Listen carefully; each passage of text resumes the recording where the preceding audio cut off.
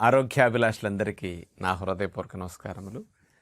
ఎప్పుడైనా మనకి వైరస్ క్రిములు కానీ బ్యాక్టీరియా క్రిములు కానీ లోపలికి వెళ్ళినప్పుడు కాస్త గొంతులో కఫం అనేది సహజంగా శ్లేషం అనేది తయారవుతుంది. ఆ కఫము నిదానంగా అది లంగ్స్లోకి ఇన్ఫెక్షన్ వెళ్ళినప్పుడు లంగ్స్లో కూడా తయారవుతూ ఉంటుంది. ఈ కఫము కానీ అంటే శ్లేష్మ ముందు తయారవుతుంది. ఆ శ్లేష్మ 2-3 రోజులు నిలవ ఉండేసరికి ఆ ఊపిరితిత్తుల్లో వేడికి ఆ శ్లేష్మం చిక్కబడి అందులో ఉన్న నీటి శాతం కొంచెం తగ్గి దాని రంగు మారి, ఇప్పుడు పాలు పొయ్యి మీద అరగంట సేపు మరిగించామనుకోండి ఒక రకమైన రంగు మారుతాయి.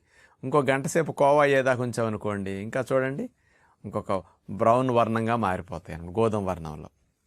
అట్లాగే కఫము నిలవ ఉండే కొద్దీ దాని యొక్క రంగు మారిపోతుంది. చిక్కబడి దగ్గరకి వచ్చి సగ్గుబియ్యం గోళీల్లా అవుతుంటాయి. ఈ కఫము కానీ శ్లేష్మం కానీ మనకు ఉన్నప్పుడు దగ్గు అనేది సహజంగా వస్తూ ఉంటుంది. ఎందుకు దగ్గు రావాలి అంటే ఈ కఫము శ్లేష్మము గాలి ప్రయాణానికి అడ్డం పడుతుంది. ఆక్సిజన్ కార్బన్ డైఆక్సైడ్ ప్రాణవాయువు వ్యర్థవాయువు మార్పిడి జరిగే గాలి తిత్తుల్లో కూడా ఈ కఫము శ్లేష్మం అడ్డుపడుతుంది. ఇప్పుడు చూడండి మీకు ఇక్కడ బొమ్మలో కనపడుతున్నాయి హెల్దీ గాలిగొట్టాలు, హెల్దీ గాలి తిత్తులు ఇట్లా ఉంటాయి. కానీ శ్లేష్మము కఫము పట్టిన గాలి గొట్టాలు ఎట్లా ఉన్నాయి చూడండి. ఇట్లా గాలి గొట్టాల శ్లేషం ఎట్లా అడ్డుగా ఉందో, గాలి తిత్తులు అల్వియోలీలో కూడా శ్లేషం ఉన్నప్పుడు ఎట్లా ఉందో చూడండి. మరి ప్రాణవాయువు carbon dioxide, oxygen carbon dioxide exchange గాలి తిత్తులో జరుగుతుంది. ఈ కఫము ఈ మార్పిడికి అవరోధంగా ఉంటుందన్నమాట. మొక్క నీట మునిగిందనుకోండి చూడండి, ఎండ గాలి ఏమి తగలకుండా అడ్డుపడుతూ ఉంటుంది నీరు, అందుకని మొక్క చెడిపోతూ ఉంటుంది నీళ్ళల్లో ఉంటే.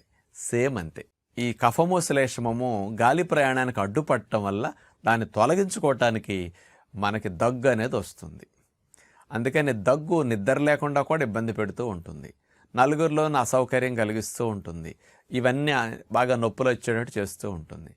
ఆ కఫము త్వరగా తెగి బయటికి పోవాలన్నా, ఆ శ్లేష్మము త్వరగా మరి ఉత్పత్తి తగ్గాలన్నా న్యాచురల్ రెమెడీస్ ఏమైనా ఉంటాయా? దగ్గు తగ్గటానికి కొన్ని సిరప్స్, టానిక్స్, లేకపోతే కొన్ని మాత్రలు ఏవో వాడుతూ ఉంటాం.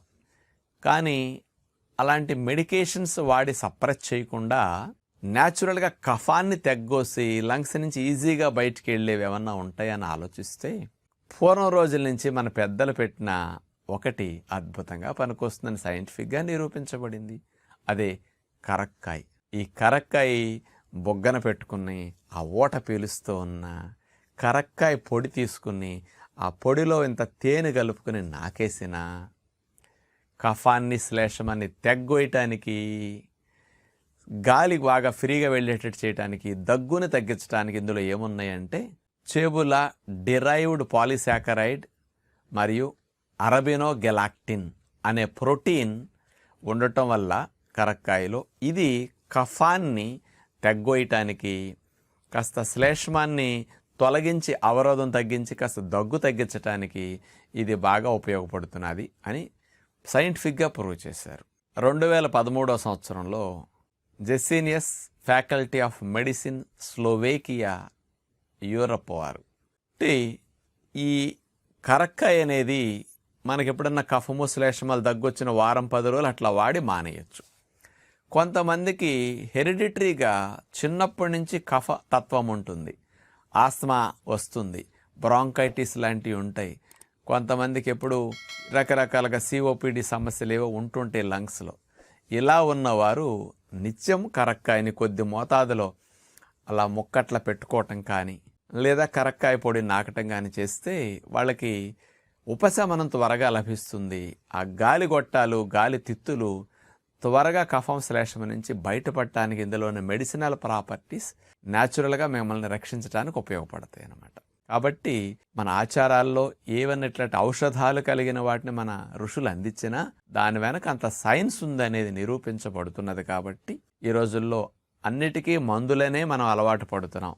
ఇలాంటివి కూడా మందులాగా న్యాచురల్గా పనికొస్తాయని మీ దృష్టికి వస్తే ఉపయోగించుకుంటారని విజ్ఞప్తి చేస్తూ నమస్కారం.